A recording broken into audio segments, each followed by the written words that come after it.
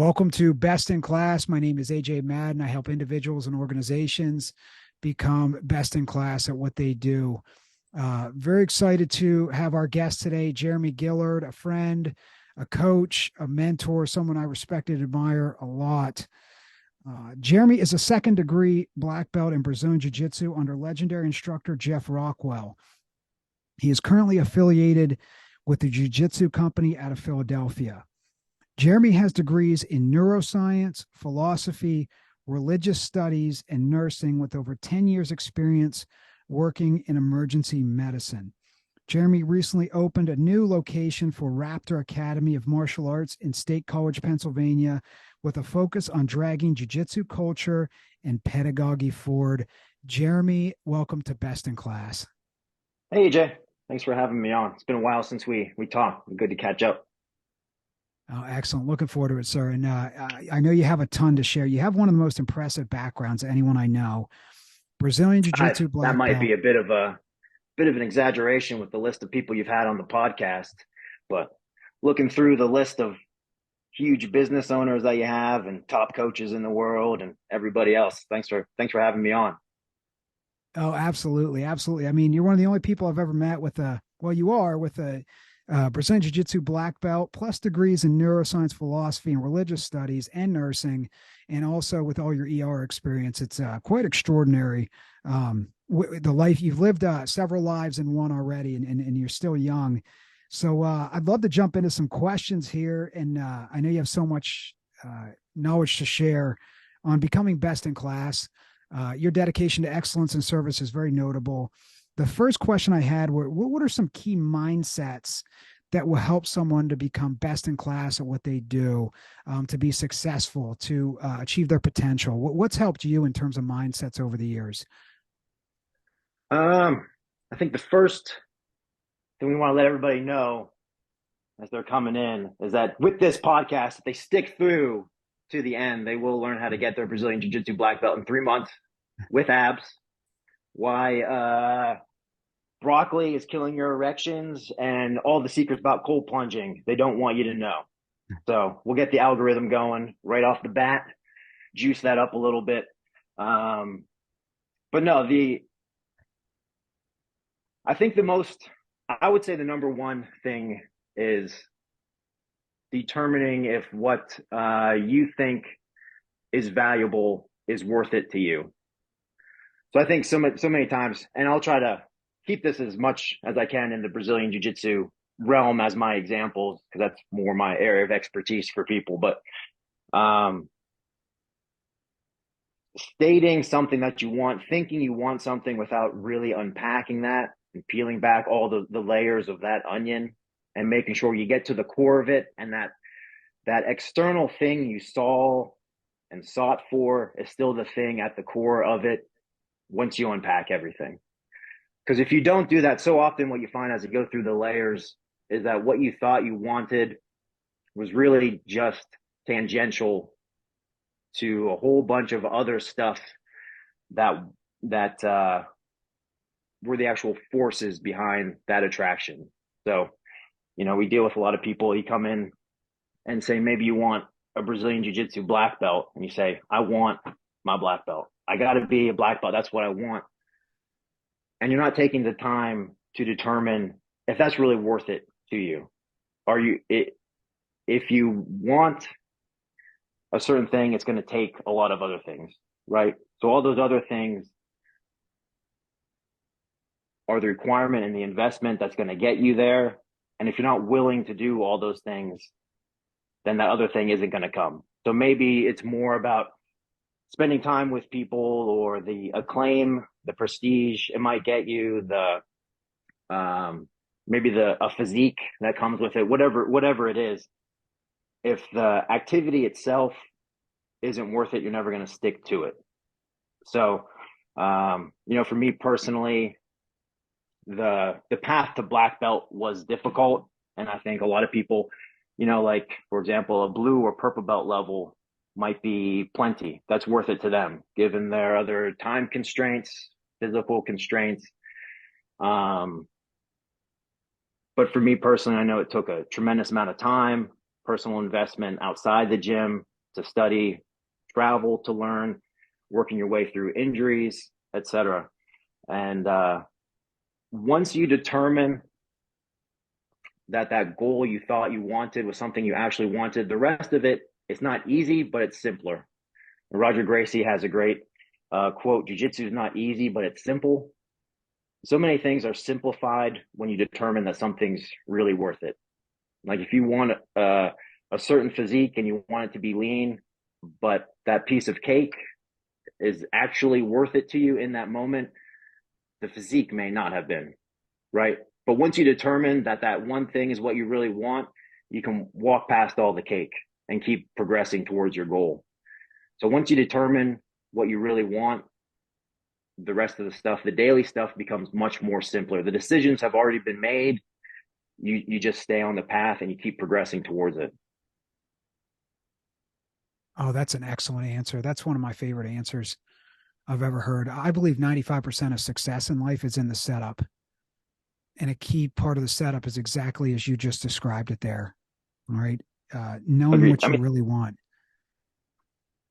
So much of what we see sometimes, I mean, example we always use is we just had this come up in class the other day. We had somebody who has been getting quite a bit better, and they've been training a lot and they've been working a lot, and we know that they've been doing their study.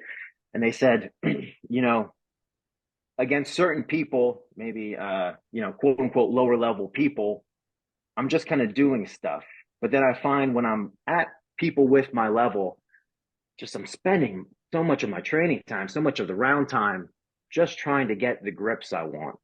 And it's something that we go into so much. If you watch, for example, a high level judo match, so much of it, arguably that 95% is the setup. Are you getting the grips right off the bat that you want? You're spending so much of your time and energy fighting for that initial position. But if you watch high level people, once they're in position, they just go. They always just go. They get the grips they want, they have the foot position they want, and then they throw, right? And I think that goes for so many things. Know what you actually want, what you're looking for to do, a straightforward example. We're trying to do a certain kind of takedown. I need my hands in a certain position. I need yours out of the way. I need our bodies in a certain alignment. That setup is there. And then it's not a question of whether or not I'm going to throw. I just do it. Maybe I get it, maybe I don't. But so much of the time and energy went into the setup. So I think you're absolutely right. 95% of that, put your energy and time into the setup, and then don't think about it too much. It's time to go. Oh, well said. Beautiful example, sir. Any other mindsets that have served you well in terms of your success? Multiple degrees, ER, medicine specialist. Share with someone who wants to be successful.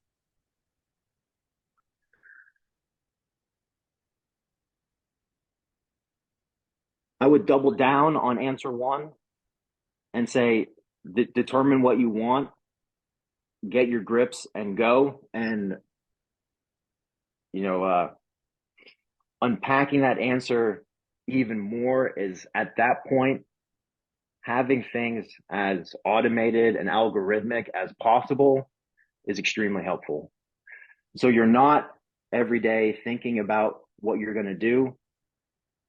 You have a plan, it's set, you follow it, and you trust in that process, that because you actually know what you want and you've now made the commitment to just do it, you do it. So if you say you want to be a black belt, that's going to mean training quite a bit. So if Monday, Wednesday, Friday are your training days, you wake up, it's never a question of, am I training today? You're training today. You already determined it. How you feel doesn't matter.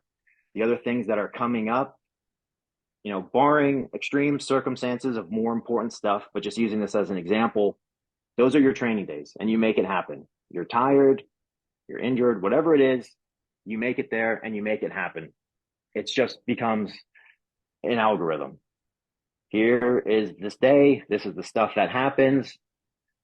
For example, we've been doing something in this current block of training that we've been doing, working with taking people essentially over a backwards line. So if we were trying to knock somebody over and we have a a grip on the neck and a hand behind the knee.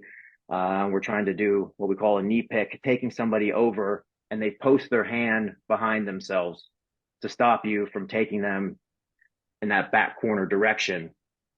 Once that hand hits, I know I'm popping up into a position of a front headlock, right? Where I'm going to wrap up the neck, wrap over the arm, and it's just algorithmic. I'm going to the knee pick. Either they fall down, we continue, solidify the takedown, or they post their hand, we come up into the front headlock. At that point, then it branches further, but it's algorithmic. If A, then B, then C, and you just work your way through that chain. The more you can do that, and again, like you said, set things up from the beginning, understand what the path is. You're not thinking in each moment of what you should do. You're just acting. The preparation was done. The setup's done. Now we just let it play out. Maybe it works out. Maybe it doesn't. But you're not wasting your time. You're not wasting your opportunity for success, deliberating in the moment that calls for action. And so much in medicine and nursing is like that too. I mean, something that ER work shows you. If somebody comes in, it's a cardiac arrest, you run through the algorithm. You have a whole bunch of things initially, you set up, things you look for based upon the vital signs. You're branching, you go through certain interventions, certain medications. You're not constantly going back into the past at that moment to unravel everything. You have the situation that's emergent in front of you. You run the algorithm, do the absolute best you can with that, and hopefully it works out for the best. And I think that's something that influenced me a lot in other areas as well, to do all the preparation ahead of time. When that moment comes, you're as good as you're going to be for that moment because it's here now. So make sure you're doing the prep work when you can. Get as good as you can before those moments come. But when it comes, it's time to run. Oh, that makes sense. That makes sense. And that segues nicely into some of the most important habits you believe it takes to become best in class at what someone does or just to be successful and fulfill their potential. One that came to mind is we were doing you were coaching me this a few years ago, and you talked about how you were training multiple times a day when you were in the process of getting your black belt, several days a week. And you talked about that earlier in terms of showing up, and it's just, you just decide and you show up. Can you talk about habits, some habits that you found very useful and you think others would find useful in becoming best in class, successful, fulfilled at what they do?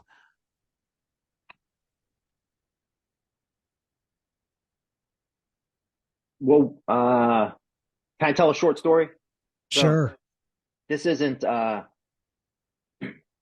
with direct action points, I guess is the lingo. But to illustrate this, we had excuse me, an issue a couple of years ago, and I won't name any names, but if they watch, they'll know what I'm talking about. Someone during a promotion period who didn't get promoted, and they weren't happy with that, and we had to really unravel what was going on. And this was a situation where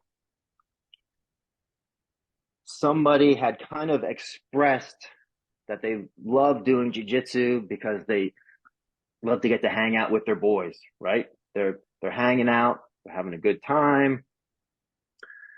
It's a fun activity. They want to come in, great training, good vibes, all that kind of stuff. That's great. But they were upset that they hadn't made it to the next level. And I had to sit down and say, listen, at Raptor, there's room for everybody. And I'm a big proponent that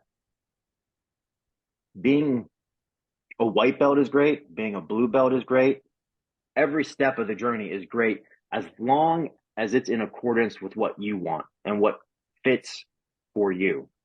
And if you're coming in and saying, man, I like coming in and hanging out, I love spending time with my friends, listening to the music, moving around a little bit, but not getting crazy, that blue belt level is probably where you live. And that's great.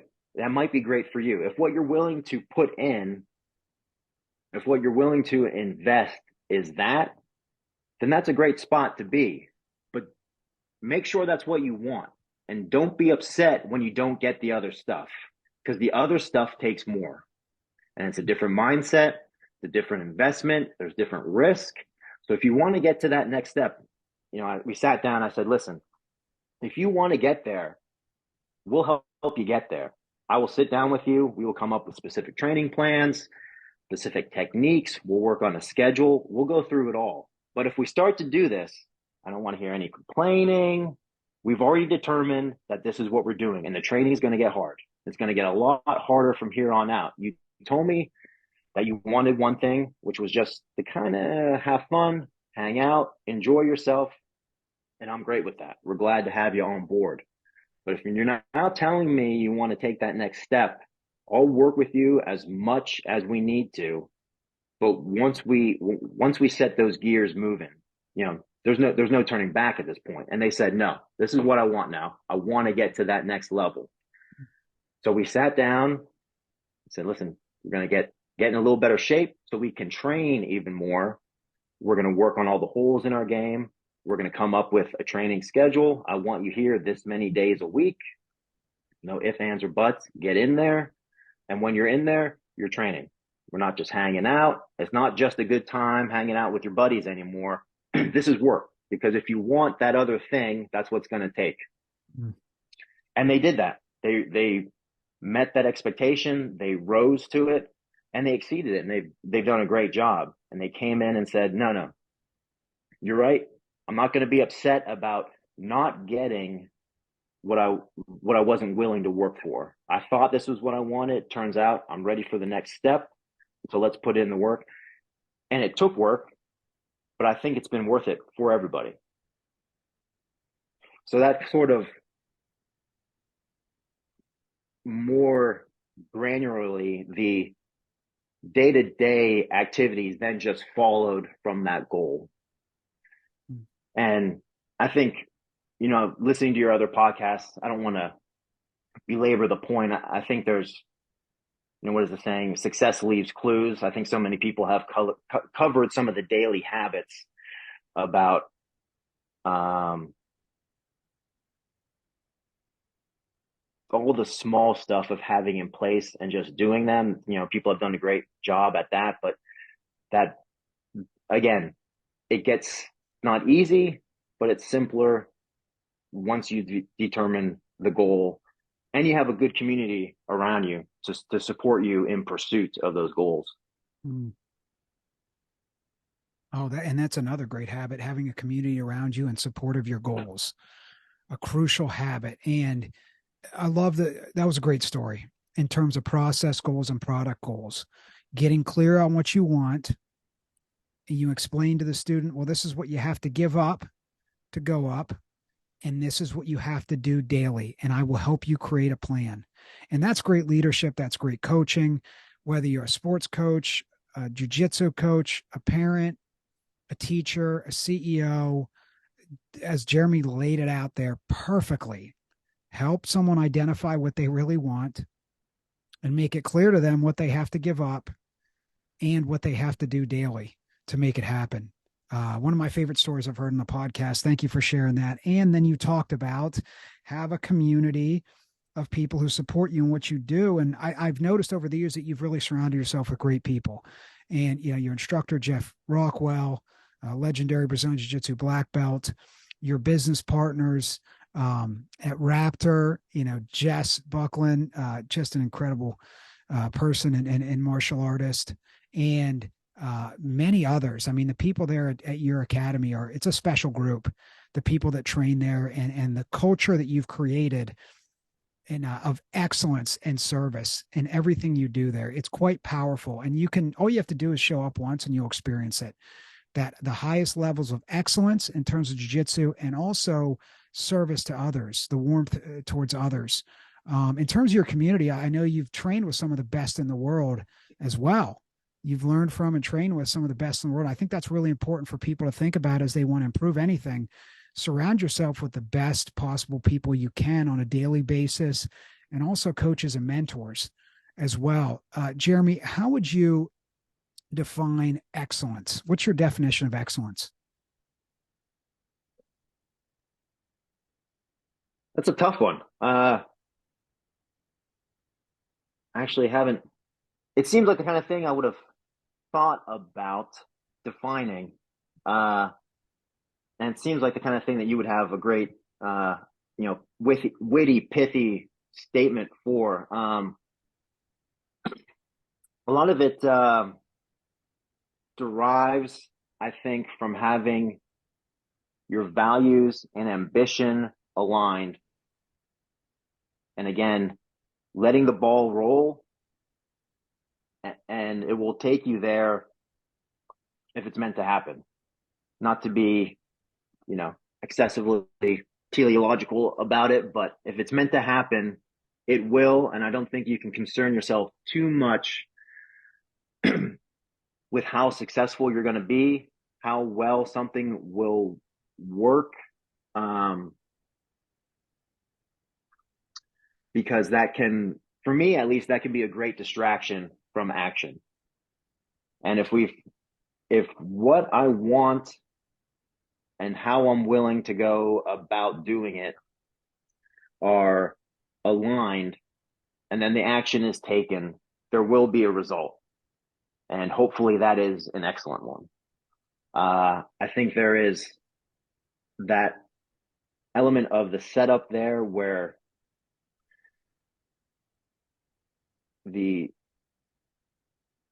you're always going to meet expectation, and the expectation of yourself is always to exceed expectations. And there's no such thing as above and beyond or perfect or enough. The expectation is exceeding the expectation. So always over delivering. And that can get wrapped up unhelpfully in perseverating on perceived failures or shortcomings. And that element of perfectionism is deleterious, but I think misplaced. Because if you set perfectionism as the best you can do, you have to understand that constant rumination over perceived shortcomings or failures or missteps is just getting in the way of the next step you're going to take. You're not helping yourself or the community around you if you're constantly thinking about yourself and flagellating yourself, beating yourself up over stuff in the past. You can recognize if your goal is to exceed the expectations and you didn't do it on something, you recognize it and you take the next step, and then you're going to keep exceeding it. So that element of perfectionism that allows you to just sit there and in a sense just think about yourself because, oh, I didn't do something correctly. Thinking about how bad you are or how great you are two sides of the same coin. They're both a distraction. They're both wasted energy. Recognize something good that happened and build on it. Recognize something bad that happened and build on it and move on. Again, taking those actions, taking the steps, moving forward. I think that's how you set yourself up for excellence. Aligned what your goal is, make sure you can act in furtherance towards it in accordance with your values, and then just keep taking the steps. Oh, a brilliant definition. I love how you tied that all together. And I'm really glad that you touched on perfectionism and self-compassion. There's many people, all of us at times can fall into that trap of perfectionism and lacking self-compassion, and how when you're chasing excellence and you're striving for excellence, you have to also, and you have to be aware of that you can, the perfectionism is not good, in terms of mental health, and lack of self-compassion is not good. And I love that you address that there in your definition of excellence. That's really important. I know there's someone out there listening who really needed to hear that, what you just said. Jeremy, what's your definition of service?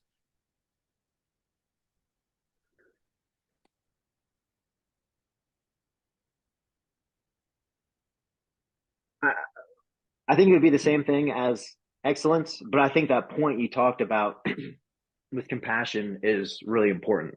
And it's important not just in a new agey, granola-y sense. It's important for performance.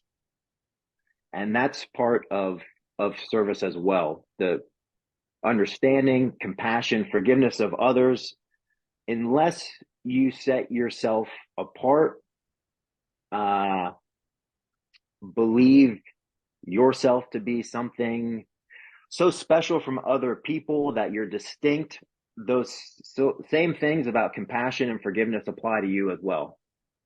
So, being able to forgive yourself, move on, that is an action step that will allow you to more clearly see what's come before, set yourself up now so that in the future you can do better.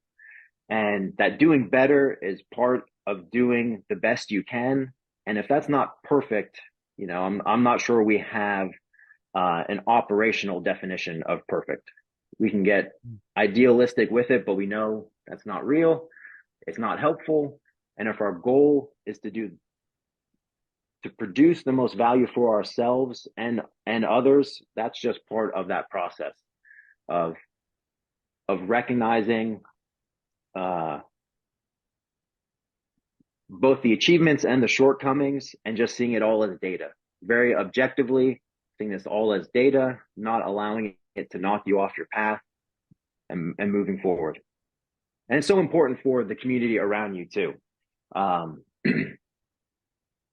Another story, I'm sure you've seen this, you've done a lot of training, business and martial arts, and I think it's all the same. You see the same dynamics. I'm sure you've seen this kind of thing where you have a group of people working together, say it's in Jiu Jitsu, and you have two people who are sparring, they're training.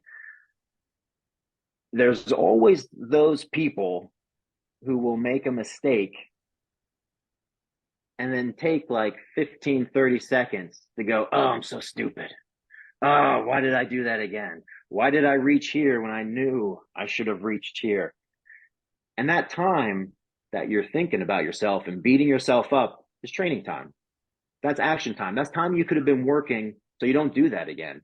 And you also took that away from the other person.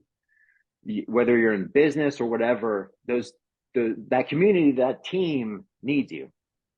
You just need to recognize it. I should have put my hand here instead of here. It takes a second and we move on, right? All that time gets subtracted from the pursuit of your actual goal, which I don't think ultimately, for success or just personal health reasons, is best spent perseverating on that failure you made. It's a way to indulge yourself, keep thinking about yourself, while you have other people there that you're in part responsible for, because you're working together as a team in pursuit of a shared goal, which is both to get better, succeed, and perform at a high level. So you kind of have to, sometimes with those team members, let them know you did make a mistake. Let's stop talking about it. Let's stop thinking about it. We already recognized it. It's just time to move on and keep training, because the goal will come with that investment in training and action. Oh, excellent definition. Excellent. Yeah, I love how you tied it into, essentially being your best self is also in service of others as well. When you're not beating yourself up about your mistakes and not wasting time, that's actually, it's not selfish. It's in service of others as well.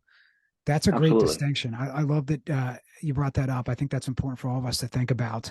Not wasting time beating ourselves up and ruminating on mistakes, and just quickly reflect. As Nelson Mandela says, we win or we learn.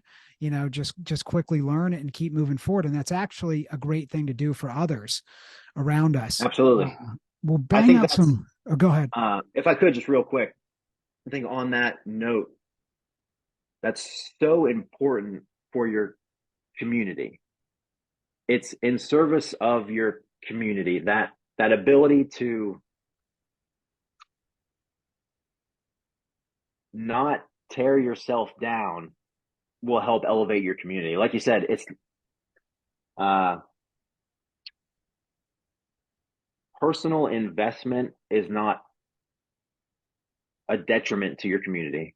If you are amongst a great community, investing in yourself will help those other people. Performing at a high level will help those other people, but also conversely, if you are in a good community, you're with the kind of people you should be with, you shouldn't have to worry about whether or not they're going to forgive you.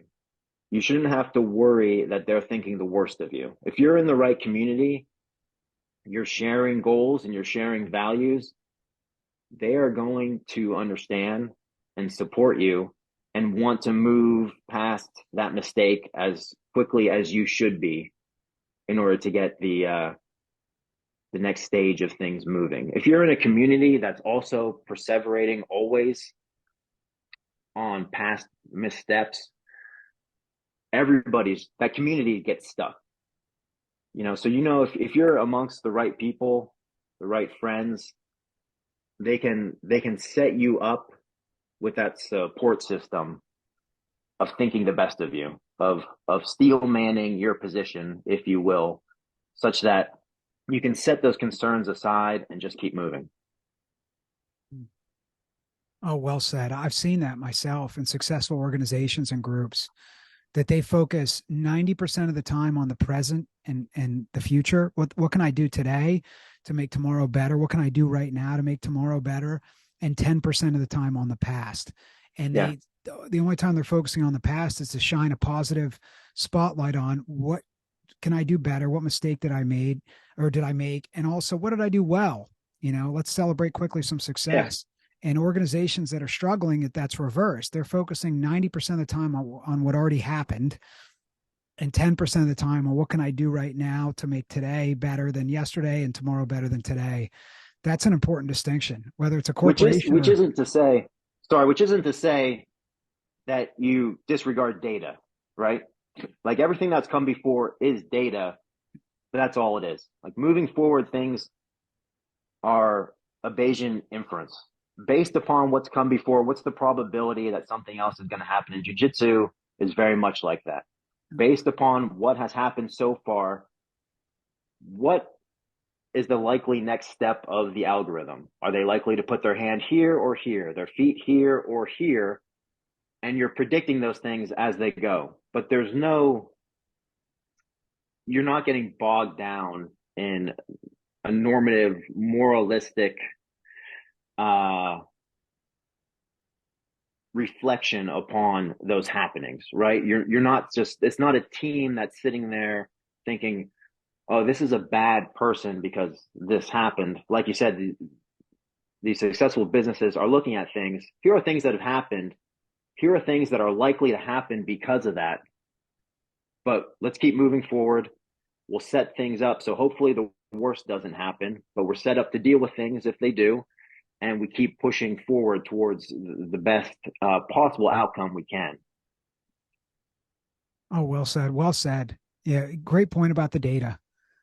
To look at the data and make it useful to what I can do right now and what can I do tomorrow. All right, that's important. Yeah. That's right. Don't ignore data. Don't ignore the past, but don't stay stuck in it. Um, Right. let's see. So a few rapid fire questions here. I'd love to hear your answers on these. If you could have dinner with any three historical figures or someone who's alive or passed on that you respect and admire a lot, who are the three different people you'd have dinner with? Could be from any, somebody personally or someone you've studied. Uh, I hadn't thought about the excellence question too much, but this one I have given some thought to. Can I give you one? Sure. So I don't know if you're familiar. This is one of those questions where it's like I personally start getting granular with. I'm like, well, you're talking about a dinner party.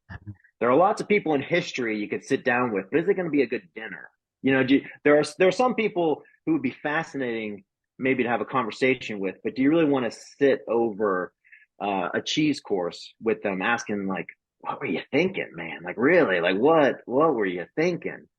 So I think like in that context, I'm not sure if you've uh, heard of him, but there's was a French chef named Fernand Point, who was quite the character, and I think would make for a great dinner party. Um, he was essentially one of the pivotal chefs of both antebellum and postbellum mid-century French cuisine. And so much of what came after was directly influenced uh, by him. And he was a guy who, larger than life, uh, a baller in literal dimensions and also personal um, proclivities. He was a guy who had a huge influence on the service industry for just about, I think, everybody that came after him in one way or another. And there's a great book collected from his personal notes and recipes called Ma Gastronomie, which had a huge influence on so many people like Thomas Keller, Anthony Bourdain, Charlie Trotter, directly his students like the Trois Gras brothers and Paul Bocuse and all these guys who Those are big names in the industry. Oh, everyone you just named, they're huge names. the biggest. I mean, essentially French cuisine after it was before and after him modernized French cuisine, and is a guy who both started his day shaving, drinking a magnum of champagne, and also who helped hide and feed refugees during World War II, and then shuttered his restaurant during occupation because he refused to serve occupying forces. Is a guy who said things like, but I believe it was butter, always more butter, which I think launched the career of like 137 and a half Food Network stars after him. But he also said things like the chef starts the chef starts in the morning with zero. There's nothing on the stove. And I think that's, you can keep unraveling that and pull the threads of that kind of saying. And I know there's always been that saying in the food industry is you're as good as the last plate that leaves the kitchen, which some people might find a little harsh, but I think it's a great North Star to set yourself towards. Like that plate you're doing right now, the one that's leaving, and those guests that are getting it, that's as good as you are. So to be as good as you can right now, every plate, make it nice. Oh, great answer. Great answer. Great stories. And his philosophy and how he lived his life, we can apply it to any field or discipline. That's great answer, sir. How about a favorite quote? Do you have one favorite quote that really, that drives you or that really gets you excited or that you've used over the years as a mantra or a philosophy? I do. I don't know if it's my favorite quote, but probably the one I've abused most often, and I just used it yet again in a jiu-jitsu setting recently, was Emerson's quote that a foolish consistency is a hobgoblin of small minds. And it came from, his book Self-Reliance. And I overuse that quote all the time to describe so many things, but I think it's so important to realize that we're all juggling multiple things that can seem to be conflicting, and they're all important. So, like, for example, in the jiu-jitsu context, the example I often use that I used the other day was that when you're going for a takedown, everybody knows how difficult they can be, especially if it's against a bigger opponent. It's probably not going to work. Chances are, oftentimes, it doesn't work. But if you don't believe 100% that it's going to, you are never going to act with the kind of execution and performance that's required such that you maximize your chance of it working. If you don't have the investment of that faith that that first thing is going to work and you go for it, you're diminishing your chances.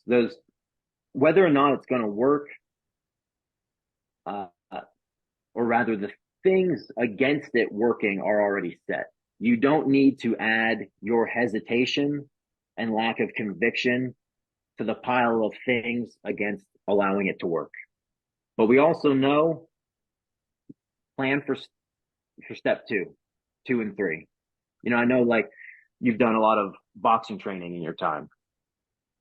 Not all of us have a stunning jab like Tommy Hearns, right? And not even Tommy Hearns' jab worked every time. But I find it hard to believe he didn't believe in that initial jab coming out and being able to set somebody down, right? He threw it like he believed in it every time. And that allowed it to work quite frequently. But if it didn't, there was that thunderous right hand right behind it, and it was coming. And he never hesitated to throw that second one, but that first step was 100% delivery every time. So I think that's important, that idea of not being confused and distracted by seemingly contradictory things, and being able to hold multiple ideas at once and pursuing them. Oh, beautiful, sir. Beautiful. Any books that you'd recommend, personal development books, success books, mindset books that you really enjoyed, that you've gifted or recommended over the years? Just a handful that had a big impact on you. Um, well, underline my gastronomy again. I don't think a lot of people have read that one. And if you are able to brush up on your French, I highly recommend reading the original. It's a beautiful language. It's a beautiful book. It's an afternoon read in English. If you're an English speaker, it's a small book. But I would highlight that one again because I don't think it gets brought up a lot. But there's a lot of gems in there from a business perspective. So many people have taken the spirit of generosity, of overflowing generosity. I think Charlie Trotter described his spirit as hugeness in all respects. Um, and that's really important. Something else I would say though is as an over educated, underaccomplished person, I've been through a lot of books. But I'm also I don't have the worst dyslexia in the world by far, but I've always dealt with issues with dyslexia, and reading is quite difficult for me. I love reading. I love books. I love the written word.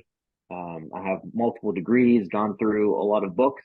I always recommend reading a lot, but also as somebody with learning disabilities, I would say for those people out there that you never have to sequester your learning to those genres and modalities which are defined as such. You can always find a way to learn from anything if you get to know yourself, how you learn, the best ways of learning for you, and then delve into anything as if it has something to teach you. So I don't think something has to be labeled as a documentary or a philosophy book, anything like that. If you take something, understand how you think, how you learn, how you consume information best, pursuing that is going to be the best way for you to learn. And whether it's a classmate, a training mate, somebody at work, really sometimes just simple words and phrases. If you have trouble dealing with larger quantities of information at one time, sometimes just diving deep into the simpler, smaller things can teach you so much. And that's been my personal experience. Sometimes not being a person who can consume vast quantities of the written word in one saying. I'm somebody who will often have to go back over a sentence again and again and again, whereas people are now pages past where I would have read. I might be on the first paragraph still, focusing deeply on it, trying to get all the letters and words in the right spot and understand it. As long as you understand that adversity is an advantage often. You will learn slightly different. You might not consume as much, but you can learn just as much. Oh, great answer. Great answer. Int- Very empowering and inspirational, and also very practical as you Yeah. laid that out there. Thank you for that. That's gold. Jeremy, where can people find you online? You and Raptor Jiu Jitsu and anything else you'd like to share. Where can we find you? RaptorJujitsu.com, Raptor Academy of Martial Arts, Instagram or Facebook. We're working on trying to build that out, keep the energy up. We're now at in our state college location. With Raptor, the new school is opened. It's a nice spot. I think everybody's enjoying it. I think it has a really good energy. We're really um, appreciative of everybody's help and the energy that they've invested into it and making it a stronger community.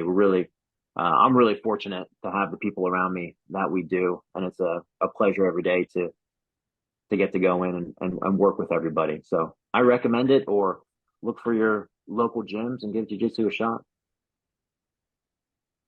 I can say personally that training at Raptor, I've trained there a few times, and Jeremy's coached me one on one as well. It's been some of the best experience I've ever had at any organization. Period. And you walk in and you'll experience their dedication to excellence and service, top to bottom, is notable, and you will experience it when you walk in there. And that's the key. Those are two key components to a great culture in any organization, whether it's a family or a business or a school. It's that deep commitment to excellence and service in everything that they do individually and collectively. And Raptor has achieved that at the highest levels. I also want to acknowledge and share my appreciation for what you do, Jeremy, for the martial arts community, as well as our community here in State College as an ER nurse and leader. I respect, admire who you are inside and outside of work. I appreciate your friendship, and thanks for doing this today. Thanks, AJ. It was a pleasure being on. Great podcast. Thank you, sir. Take care. Thanks, AJ.